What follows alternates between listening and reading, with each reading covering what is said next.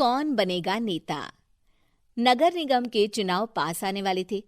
पूरे कानपुर शहर में टिकट को लेकर मारामारी शुरू थी, लेकिन सबसे ज्यादा चर्चा में वार्ड नंबर 40 की सीट थी। वो इसलिए क्योंकि इस बार वहां की सीट महिला के लिए आरक्षित थी। अब सवाल ये था कि चुनाव लड़ेगा कौन। इससे पहले ठाकुर साहब वहां से पार्षद थे और इस बार उन्होंने अपनी पत्नी सीमा ठाकुर को टिकट दिलवाई और ठाकुर साहब की शान के कारण सीमा जी ने 20,000 वोटों से चुनाव जीत लिया। अरे बधाई हो सीमा भाभी, अब तो आप वार्ड की पार्षद बन गई हैं। अब तो हमारे काम आप ही करवाएंगी। अरे ये तो सिर्फ नाम की पार्षद बनी है, वो तो महिला सीट आ गई, वरना पार्षद तो मुझे ही बनना था। अब भले ही चेहरा इसका होगा, लेकिन पावर तो मेरी ही होगी। अरे वाह भाई साहब, क्या दिमाग लगाया है आपने भी।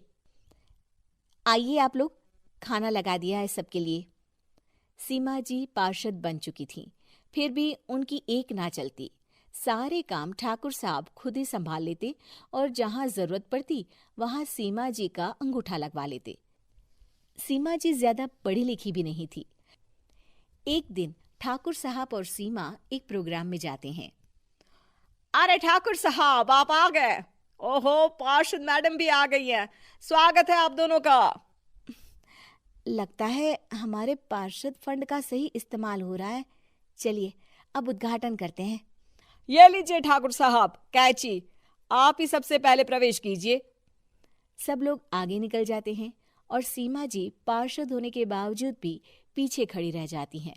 वो देखती हैं कि वेलकम बोर्ड पर उनका नाम है, लेकिन महिला होने के कारण कोई उनका सम्मान नहीं कर रहा। अगले दिन एक आदमी उनके घर आता है। अरे ठाकुर साहब नमस्कार। कल ना हम नोटिस किए कि हमारा घर तो अवैध है और नगर निगम वाले उसे तोड़ने आ रहे हैं। अरे कुछ कीजिए ना ठाकुर साहब।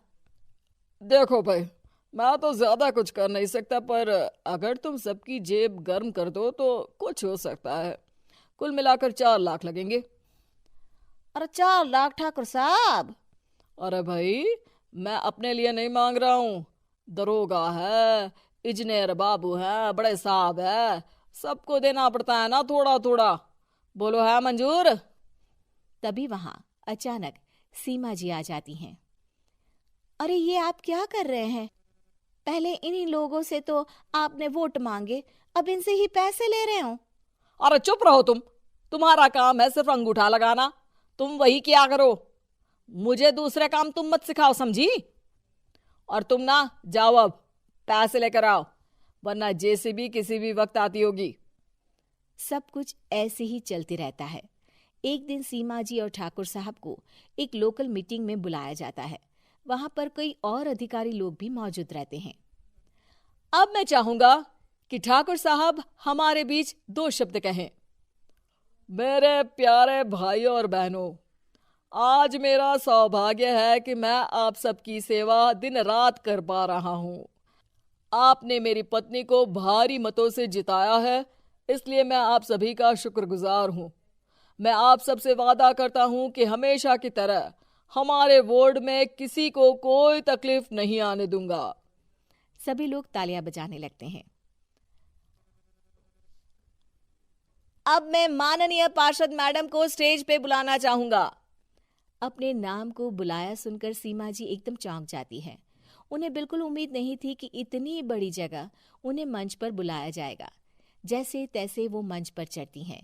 ऊपर जाते ही सीमा जी को सारी पुरानी बातें याद आ जाती हैं कि किस तरह उनके पति उन्हें कभी भी आगे बढ़ने नहीं देते और उनके नाम से गलत काम करते हैं। वो बोलने लगती हैं। मैं आपके वार्ड की पार्षद सीमा हूं। आप में से बहुत कम लोग ही मुझे जानते होंगे, क्योंकि इससे पहले मुझे कभी ऐसा मौका ही नहीं मिला। सारे मौके मेरे पार्षद पति यानी आपके ठाकुर साहब ही लेते रहे, लेकिन आज ये मौका मुझे मिला है तो मैं इसे ऐसे ही नहीं जाने दूंगी। मैं आपको ये बताना चाहती हूँ कि आपके ठाकुर साहब मेरे नाम की आड़ में गैर कानूनी काम करते हैं, जिस पर अंगूठों के निशान मेरे होते थे। इसीलिए मैं अपनी गलती मानती हूँ और आज अपने पद से इस्तीफा देती हूँ, ताकि आगे से कोई गलत काम ना हो पाए। अब फैसला आप सबके हाथ में है कि आप हमें क्या सजा देना चाहते हैं।